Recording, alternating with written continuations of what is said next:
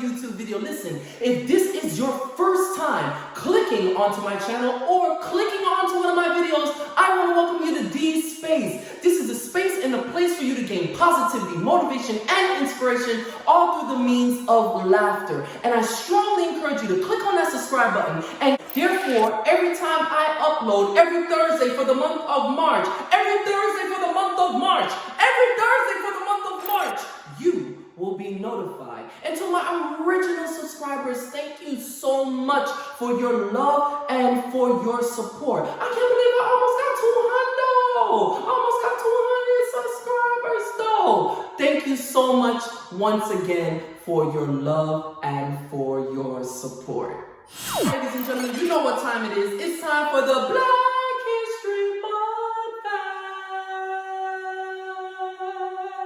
and Cut. So, I know you're probably wondering, yo, D, Black History Month is over. Yes, that may be true, but Black History continues from now until forevermore. Okay? And you know I'm a man of my word. I told you every video that I upload for the month of February, I am going to give you a Black History fact for every weekday, that is. So, I owe you two. So, I'm going to give you your two. But I'm going to be giving you two Black History facts, but I'm going to be killing two birds with one stone. Okay, so for the month of March, it is known as Women's History Month. So, with the two Black History facts that I'm going to be presenting to you today, it's about two Black phenomenal sisters that truly made history.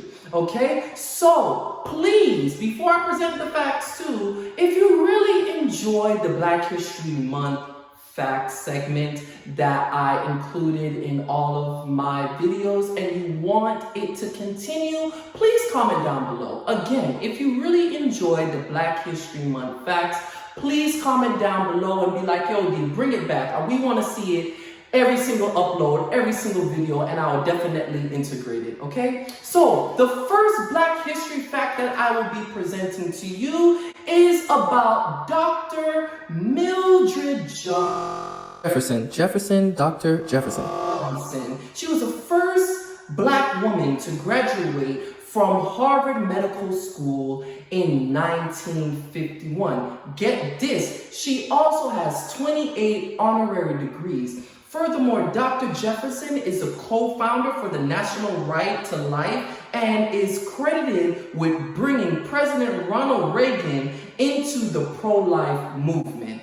The second Black History fact is about a hairdresser, okay? Now, my Black queens out there is really gonna appreciate this one out here, okay? Her name is Christina M. Jenkins. She is credited for creating and inventing the weave, or better known as the sewing technique. Yes, she earned a patent and created the sewing technique in 1952, but unfortunately something happened along the lines and it was overturned and taken away from her in 1965, and somebody else gained the rights to her patent. Those are the Black History Month facts, as well as the History Month facts.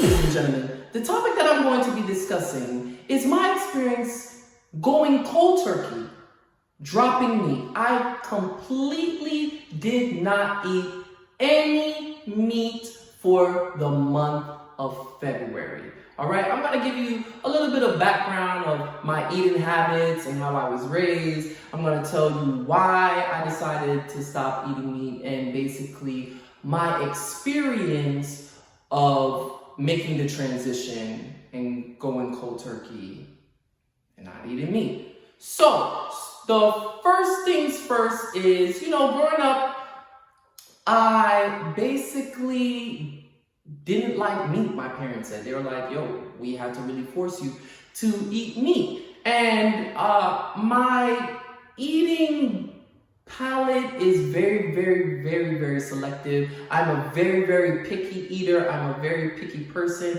I do eat a lot, but I eat a lot based off of what I like. And growing up in a Jamaican household, that's what I ate majority of the time, Jamaican food. So 9 times out of 10, I will be eating breakfast, lunch, and dinner. But as I became older, especially within my adulthood, I only really started to eat 1 to 2 meals a day. So it may be breakfast, it may be lunch, and I may have a snack for dinner, but in some way, shape, or form like that. I never really was a hot dog or hamburger type of person. Usually what my mom would do, she would cook on Sunday and she would cook on Thursday. So basically I will have 1 meal for a whole entire week until she cooks again. And I hated leftovers, but I got used to it and I got accustomed to it. So especially when you become an adult and start adulting, you realize how expensive groceries are. So I just became accustomed to eating 1 particular meal for a whole week. And I know it's crazy, like people be like, yo, that's crazy. I couldn't be eating the same thing every single day for a whole week. But let me explain. So, for instance, I will eat curry chicken, right? For 1 whole week or 6 days, 5 days, whatever the case may be. And that's what I would eat. However, I would only eat it once. So if I ate it for lunch and it was a big lunch, I'm only gonna have a snack when I go home and just chill. If I don't eat lunch, what's gonna happen 9 times out of 10, I'll eat that for dinner and be cool. Or if I do eat it for lunch and I go out to get something to eat with some friends, then that's something completely different. Then I would eat something different. And the other thing is this too. Like, if I eat curry chicken this week, don't think I'm going to eat curry chicken next week. Like, I'm going to eat some type of different variety of chicken, right? So for me, I never really ate too much red meat because my system I became sluggish when I ate steak. And it was very rare. Like, my mom wasn't fond of me eating too much red meat. For religious purposes, based off of how I was raised, like, I don't eat pork, I don't eat crab, I don't eat oysters, I don't eat lobster, I don't eat no type of shellfish. I don't, like I said, pork, bacon, I don't eat eggs, I'm allergic to it. I don't eat squash, I'm allergic to it. I don't eat nuts.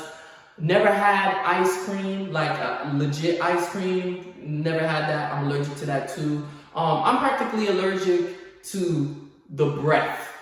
If I sneeze too hard, I'm allergic to my own self. So I'm very, very, very, very, very picky, like I said, when it comes to eating. So I just one day got tired of eating various variations of chicken.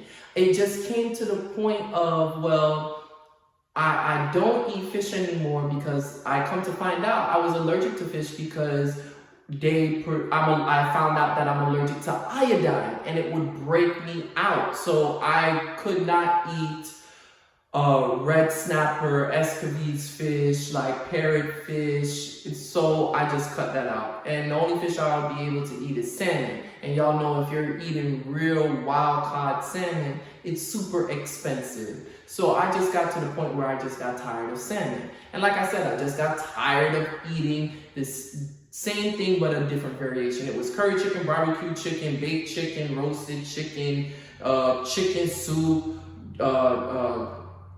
fried chicken, whatever type of way you could cook a chicken, that's how I was cooking it. That's how my mom cooked it for me. I just came to the point that I've been eating chicken for 30 years and I'm surprised that I just haven't yet or flown yet. Like, I just was tired of eating chicken. So by the end of January, I gave myself a challenge to not eat any kind of meat. No fish, no fowl, nothing. I'm just gonna eat fruits, vegetables, beans, and rice. That's it. I'm not eating no type of meat, nothing at all. Cold turkey. And I literally started January 31st, 2021. And I've been riding the wave ever since. Now, let me tell you the issues that I encountered. Did I have any cravings for meat? Twice I did. One time I went running, and I actually went running for 2.2 miles. Well, actually 4.4 miles, because I never stopped. I ran it straight. And I believe the fact that because I did not eat meat, I was able to do so without feeling exasperated and heavy. But after I had such an intense run like that, I just had this massive craving for Wingstop. I wanted a 10-piece, 5 Louisiana rub, 5 barbecue, all flats well done with some fries with a strawberry soda on the side and a brownie. Like, I had that type of craving, but I didn't do it. And the second time is when I went out with my boys and we went to go play pool, shoot some pool, and they ordered some hot buffalo wings. And I'm telling you, the buffalo sauce like singed my olfactory bulbs within my nostrils. And I just was like, ooh, that smells so good. I want to devour it. But when I looked at it, I was like, oh, I look like that. It was nasty. I don't even want it. And I was just turned off. So those were the only 2 times that I had a craving for meat.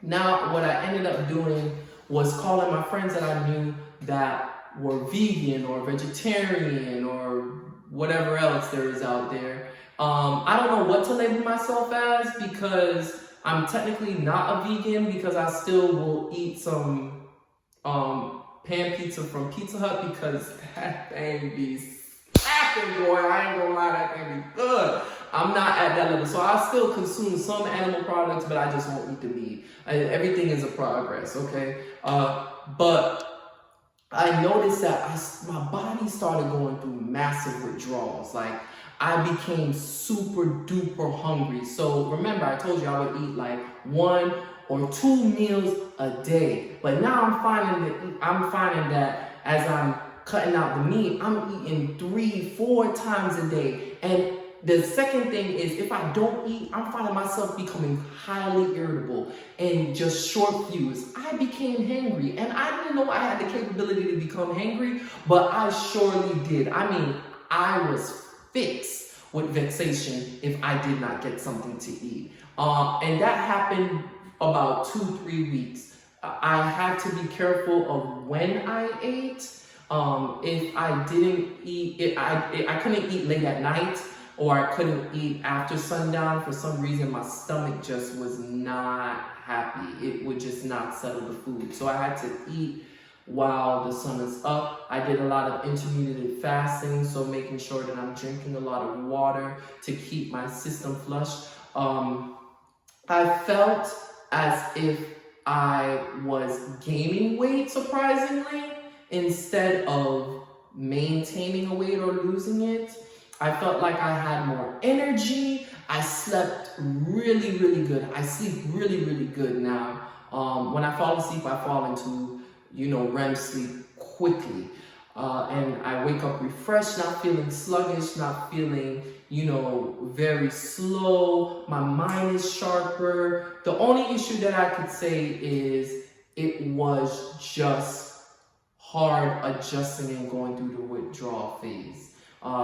A lot of people complimented me and said, Dwayne, your willpower is very strong for you to do that, just to cut it off cold turkey. So, because some people just, wean themselves off. And what I ate, I ate salad, I ate a vegetarian stew piece, I ate rice. My mom made a lentil roast that was fire. It was absolutely superb. And a vegetable bean patty, a burger. She made another vegetable loaf.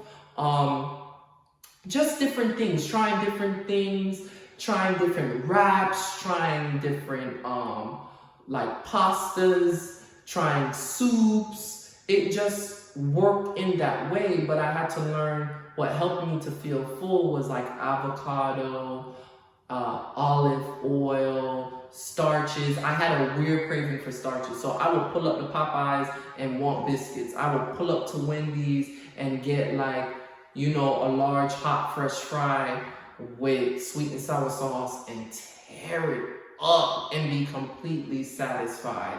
But not eating any meat is truly something fresh and invigorating.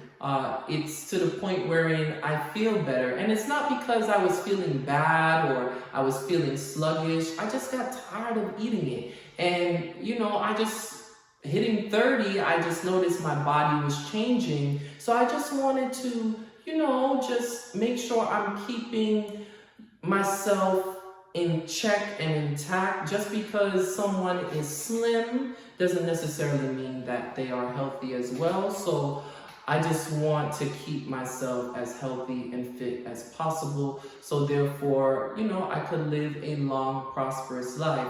And with everything that's going on within America when it comes to the food, it just doesn't seem to be the same anymore. And we hear about various different fast food restaurants. It's just not good. Processed food is just not good.